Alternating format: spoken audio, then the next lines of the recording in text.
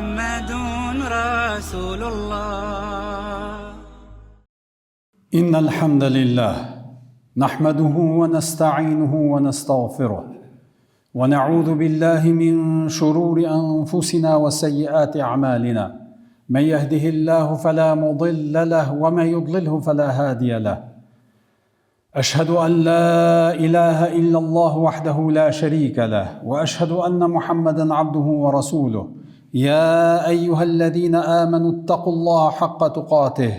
ولا تموتن إلا وأنتم مسلمون. أما بعد فإن أصدق الحديث كتاب الله وخير الهدي هدي النبي صلى الله عليه وسلم وشر الأمور محدثاتها وكل محدثة بدعة وكل بدعة ضلالة وكل ضلالة في النار. Lavdrimet më të sinqerta I takojnë vetëm Allahut të Madhërisëm. Vetëm atë falenderojmë dhe vetëm prej Tij ndihmë e falje kërkojmë. Atë që udhëzon Allah I plot fuqishëm s'ka askush mund ta humbë, dhe atë që Allah I madhruar e devion s'ka askush mund ta drejtojë në rrugën e drejtë. Dëshmoj e deklaroj se nuk ka asnjë Zot që meriton të adhurohet me të drejtë përveç Allahut, I cili është një I vetëm, nuk ka ortak. Dhe dëshmoj e deklaroj se Muhamedi sallallahu alaihi wasallam ishte I dërguar I Tij I fundit, I cili na përcolli këtë shpallje, Kur'anin famlar. Salavatet dhe selamet, lavdërimi dhe paqja qofshin mbi të, familjen e tij, shokët e tij dhe mbi të gjithë ata besimtar musliman që pasojnë rrugën e tij dhe udhëzohen me sunetin e tij deri në ditën e gjykimit. Të nderuar vëllezër besimtar, sot ndodhemi në fund të muajit Rajab, një nga muajt që Allahu I madhruar I ka nderuar, dhe jemi në prag të Shabanit. Më pas vjen muaji I Ramazanit, muaji I shenjtë I Ramazanit, muaji në cilën besimtarët e adhurojnë, e agjërojnë këtë muaj, e pastrojnë shpirtin e tyre dhe kthehen tek Krijuesi I tyre. Muslimanët e hershëm, vëllezër të nderuar, nuk e kanë prit muajin e Ramazanit pa pritur. Faktikisht befas, mi u ardh atyre. Mirë po, muaj më herët janë përgatit për këtë muaj dhe janë mundu me e planifiku jetën e tyre, kështu që të hyjnë në këtë muaj të përgatitur dhe kështu të kthyer tek Zoti I Madhreshëm dhe në këtë formë të shfrytëzojnë begatit dhe mirësitë të cilat I sjell ky muaj I bekuar dhe të përfitojnë nga këto dhe të arrijnë kënaqësinë e Zotit të plotfuqishëm. Sidoqoftë, përmendja e kësaj dite, vëllezër të nderuar, nuk është qëllimi im që t'ju kujtoj ardhjen e muajit Ramazanit, por faktikisht kjo periudhë, pra periudha e fundit të muajit Rajab, më konkretisht dita 27 e muajit Rajab, karakterizohet me një ngjarje shumë të veçantë në historinë islame. Një ngjarje e jashtëzakonshme për të cilën do të flasim neve tash pak, dhe fjala është për natën apo ngjarjen e Isras dhe të Mirajit. Një ngjarje e jashtëzakonshme për të cilën besoj që shumica juve mos të gjithë keni dëgjuar se çfarë ka ndodhur. Ajo është ngritja e pejgamberit sallallahu alaihi wasallam nga Mesjidul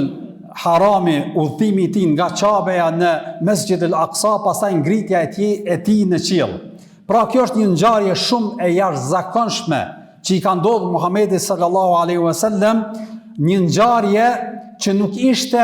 shpërblim për Muhamedit sallallahu alaihi wasallam për rehatin e tij, por forcim pas provës së tij, nderim pas dhimbjes që kishte, dhe në rend të parë edhe mesazh për besimtarët në përgjithësi se pavarësisht rrethanave dhe pavarësisht vështirësive me të cilat njeriu mund të ballafaqohet, vërtet e rëndësishmja është që njeriu të forcojë lidhjen e tij me Zotin e plotfuqishëm. Prandaj, sot në këtë hutbë, vëllezër të nderuar, do të flasim për këtë ngjarje, jo si rrëfim historik, me një fjalë me tregu ndodhinë edhe çfarë ka ndodhur, po si mesazh besimi për muslimanët në përgjithësi dhe si mesazh përgjegjësie që duhet me pas parasysh, dhe në ajo që është e rëndësishme gjithashtu se duhet me e kuptuar që ky moment I ngjarjes apo I ndodhisë që I ka ndodhur Muhamedit sallallahu alaihi wasallam nuk ishte një moment apo një ngjarje që pejgamberi sallallahu alaihi wasallam ka qenë në gjendje të vështërsive në nivelet më të larta. Pra ishte në një rrethana, në një situatë kur ishte vdekur gruaja e tij Hatixheja, një grua që e kishte përkrahur vazhdimisht në sfidat e jetës. Pastaj mund në këtë kohë i kishte vdekur edhe axha i tij, Ebu Talibi, ku edhe ai e kishte përkrahur dhe mbrojtur vazhdimisht nga sulmet dhe sfidat dhe rreziqet me cilat kanosej nga armiqtë e tij, po gjithashtu në këtë kohë edhe ishte dëbuar dhe përçmuar në fakt nga banorët e Taifit, të cilët kur kishte dalë me i thirrë në Islam, çfarë kishte ndodhur, ata kishin sulmu, e kishin përqesh, madje të rinjit dhe fëmijët e lagjeve të Taifit e kishin gjuajtur me gur për me përzënë pejgamberin sallallahu alaihi wasallam nga qyteti i tyre. Dhe të gjitha këto ngjarje, megjithatë pejgamberi sallallahu alaihi wasallam bëri durim, sabër dhe i tejkaloi me të gjitha ato peripetit me cilat ballafaqohej, megjithatë bëri sabër dhe i tejkaloi. Prandaj edhe në sirën, në historinë e pejgamberit sallallahu alaihi wasallam, ky vit quhet viti i pikëllimit, Amul Huzn, për arsye se këto rrethana dhe këto situata e kanë bë që përcjellësit e sirës ta quajnë këtë fazë të jetës së pejgamberit sallallahu alaihi wasallam Amul Huzn, pra viti i pikëllimit për Muhamedit sallallahu alaihi wasallam, për shkak këtyre vështirësive të cilat i kishte përjetuar. Prandaj mesazhi më i parë i cili faktikisht na drejtohet neve me e kuptu nga krejt ngjarja e Isras dhe Mirajit është, vëllezër të nderuar, na mëson parimin themelor se vërtet ngritja vjen pas durimit, lehtësimi pas vështërësisë dhe afërsia me Allahun vjen kur njeriu i bën sabër në sprovat dhe i tejkalon sfidat, atëherë edhe Allahu i Madhërisht ngrit dhe të shpërblen për sabrin dhe durimin që e ke bë në sfidat dhe pengesat me cilat ballafaqohesh në jetën tënde në përgjithësi. Për arsye se, vëllezër të nderuar, duhet ta kemi parasysh që Islami nuk premton njeriu të jetë pa vështirësi. Për arsye se kjo jetë, kemi përmend disa herë, është jetë e sprovave. Secili njeri, a është kryetar shteti, apo më i pasur prej të pasurve, apo më besimtari prej besimtarve, apo më mëkatari prej mëkatarve, patjetër do t'i nënshtrohet sprovës. Çdo njeri, besimtar apo jo besimtar, do t'i nënshtrohet sprovës. Po dallimi qëndron në faktin se besimtari e shikon sprovën me një sy tjetër për dallim nga jo besimtarët apo njerëzit të cilët nuk durojnë dhe nuk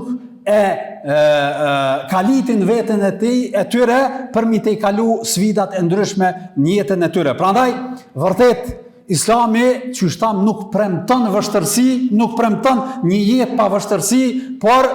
i jep jetës kuptim, drejtim dhe shpërblim kur besimtari duron edhe mundohet duke u mbështetur në Allahun e Madhërisht me i tejkalu sprovat me cilat ballafaqohet, ashtu qysh pejgamberi jon Muhamedi sallallahu alaihi wasallam i ka tejkalu dhe ka bë sabër gjatë këtyre ballafaqimeve në përgjithësi. Prandaj, vëllezër të nderuar, Israja dhe Miraxhi është një ngjarje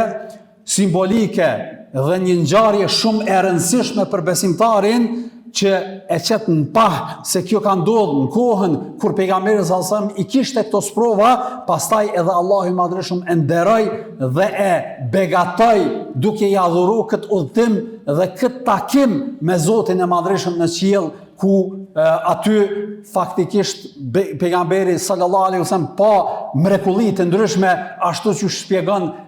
apo tregon edhe Zoti i Madhërisht në Kur'anin famlar në surën Al-Isra, ajeti i parë, thot Zoti i Madhërisht: Subhanalladhi asra bi'abdihi laylan min al-masjidil haram ila al-masjidil aqsa alladhi barakna hawlahu linuriyahu min ayatina innahu huwas samiul basir. Përkthimi, po thot Allahu i Madhërisht në këtë ajet: qoft i lartësuar Allahu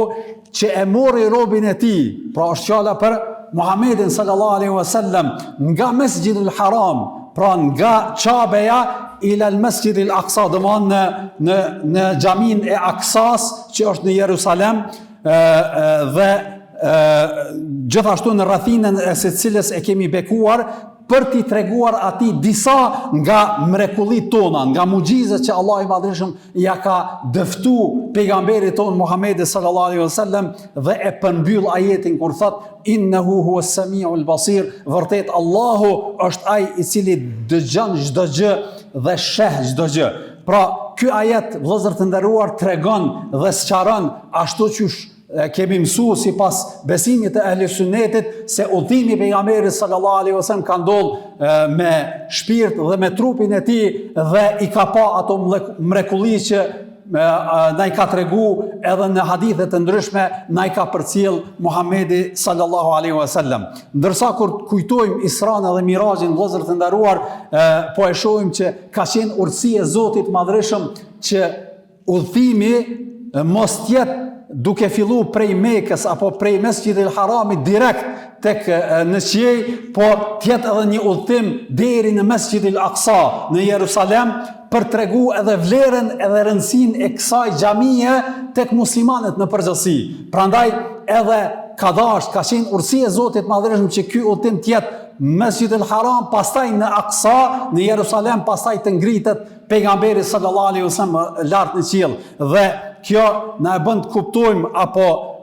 gjithashtu duhet ta në këtë rast do thotë që mos jemi indiferent ndaj atyre ngjarjeve derisa po e përmendim edhe Aksan, ndaj atyre ngjarjeve të cilat tash po ndodhin me njerëzit, me muslimanët në këto vende, të cilat ballafaqohen me vështirësi të shumta. E lutim Allahun e Madhërisht që t'i shliroj ata dhe t'i siguroj në këto vende dhe t'i shliroj nga armiqtë e tyre, e Allahu i Madhërisht t'u jap sigurinë edhe atyre dhe çdo njeriu i cili merr udhimin për të vizituar këtë vend të shenjtë, për arsye se gjithashtu edhe Aksaja, vëllezër të nderuar, ka vlerën e vet në Islam, ashtu sikur se Mesjidul Harami, po gjithashtu edhe xhamia pejgamberit sallallahu alaihi wasallam. Prandaj, vëllezër të nderuar, dhurata më e madhe e pejgamberit Muhammedit sallallahu alaihi wasallam në këtë udhim nuk ishte diçka materiale, nuk ishte vetë udhimi, por dhurata më e rëndësishme ishte mrekullia e obligueshmërisë së namazit që është bërë në qiellin e 7. Aty pra ka qenë urtësi e Zotit Madhërisht që ky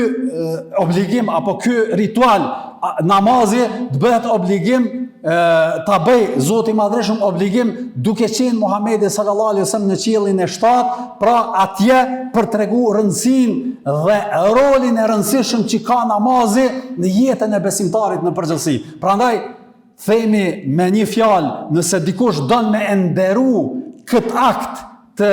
Isras dhe Mirazhit, jo si rrëfim historik apo simbolik e kështu me radhë, atëherë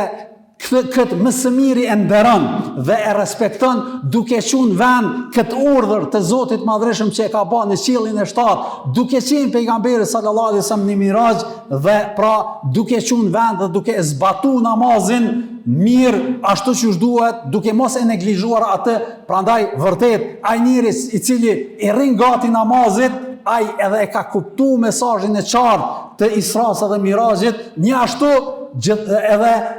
ja jep hakun edhe e ka marrë këtë mesazh edhe e zbaton ashtu siç duhet në jetën e tij të përditshme. Prandaj secili prej neve le të bëj pyetjen vetes, jo sa dim për Mirazhin, po a jem duke qenë vend ashtu siç duhet këtë obligim që është shpall dhe këtë ritual që Allah i Madhërisht e ka bë obligim duke qenë pejgamberi sallallahu alaihi wasallam në Mirazh. Prandaj lutim Allahun e Madhërisht, pejgamberi sallallahu alaihi wasallam në një hadith prandaj edhe thot as-salatu mi'rajul mu'min, vërtet namazi është mirazhi i besimtarit. Për arsye se me faljen e namazit besimtari e lidh veten e tij me krijuesin e tij, me Zotin e plotfuqishëm edhe komunikon me të ashtu siç e ka bërë pejgamberi sallallahu alaihi wasallam gjatë udhimit të haxhit. Lutim Allahun e Madhërisht të na bëjë nga ata të cilët vërtet e kuptojnë këtë mesazh të Zotit të plotfuqishëm në këtë udhim dhe të na bëjë të pastër në këtë dynja dhe në botën tjetër. Walhamdulillahi rabbil alamin. Alhamdulillahi rabbil alamin wal aqibatu lil muttaqin wala udwana illa ala adh-dhalimin wassalatu wassalamu ala rasulina Muhammad wa ala alihi wa sahbihi ajma'in. Të nderuar vëllezër, gjersa po flasim për ngjarjen e Isras dhe Mirajit, ndoshta është e rëndësishme të bëjmë edhe një sqarim për shkak se për të rregulluar një botkuptim ndoshta që ekziston në mesin e disa muslimanëve në përgjithësi. Ajo është se vërtet kjo datë dhe kjo ditë në cilën ka ndodhur Israja dhe Mirajit nuk ka ndonjë shenjtëri në vetvete. Me një fjalë, nuk është një natë e madhe që shtemi ne në gjuhën e popullit apo një ditë e veçantë ku besimtari realizon ndonjë ritual të veçantë apo specifik, sikurse agjërimi e kështu me radhë, sikurse që janë disa ditë veçanta ku preferohet të bëhen adhurime të veçanta, sikurse nata e Kadrit, pastaj 10 ditët e Dhulhijhes, dita e Arafatit, e kështu me radhë i kemi disa ditë caktuara në cilat besimtari preferohet me ba adhurime të veçanta në këto ditë, sikurse agjërimi apo falja namazeve të veçanta e kështu me radhë. Pra, e veçanta me ngjarjen e Isras e Mirajit është që kjo datë në cilën ka ndodhur kjo ngjarje nuk ka ndonjë specifik në vetvete, nuk ka ndonjë shenjtëri apo diçka të vlefshme në vetvete dita. Edhe për këtë shkak, në fakt, edhe nuk dihet shumë qartë kur ka ndodhur kjo ngjarje. Shumica e përcjellësve të sirës thonë që ka ndodhur në ditën e 27 të natën e 27 të Rexhebit, por ka edhe trajtime dhe komentime që ka ndodhur më herët ose më vonë, andaj edhe bashkë ky fakt pse muslimanët e hershëm nuk i kanë kushtuar rëndësi të veçantë datës së ndodhisë, po jap me kuptu që nuk është të thotë e rëndësishme data, sa është e rëndësishme ndodhia në vetvete. Prandaj themi që edhe pse thua që është do të thotë në ditën e 27 të Rexhebit, megjithatë nuk ka ndonjë veçanti për me kryer ndonjë ritual të veçantë në këtë kohë apo në këtë datë të veçantë. Por kjo nuk do të thotë që ngjarja e Isras dhe Mirajit nuk ka rëndësi. Gjithsesi ka rëndësi, por rëndësia nuk qëndron te data, por te mesazhi. Dhe çfarë nënkupton vetë ndodhia e jo në ditën apo në momentin kur ka ndodhur kjo. Pra kjo nuk është e rëndësishme kur ka ndodhur, po është e rëndësishme çka ka ndodhur dhe cilat mesazhe i bartë me veti kjo ndodhi e Isras dhe Mirajit. Prandaj kjo është ajo maturia fetare që duhet me pas parasysh besimtari, pra ta nderojmë dhe t'i nderojmë ato data dhe ato ditë veçanta që na ka mësuar Allahu i Madhërisht në Kur'anin famlar dhe pejgamberi unë Muhamedi sallallahu alaihi wasallam në hadithe të ndryshme dhe të ndalemi aty ku ndalet argumenti.